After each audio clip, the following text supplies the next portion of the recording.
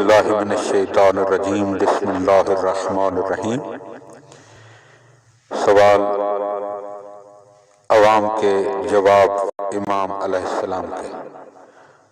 بدر بن خلیل ازدی کہتے ہیں کہ امام محمد باقر علیہ السلام نے فرمایا حضرت قائم کے علیہ السلام کے قیام کے سے قبل دو علامتیں ظاہر ہوں گی جو حضرت آدم کے زمین پر اترنے سے لے کر اس وقت تک کبھی واقع نہ ہوئی۔ سورج رمضان المبارک کے وسط میں اور چاند رمضان المبارک کے آخر میں گرہن ہوگا۔ راوی نے حیران ہو کر پوچھا، اے فرزند رسول اللہ صلی اللہ علیہ وآلہ وسلم، خدا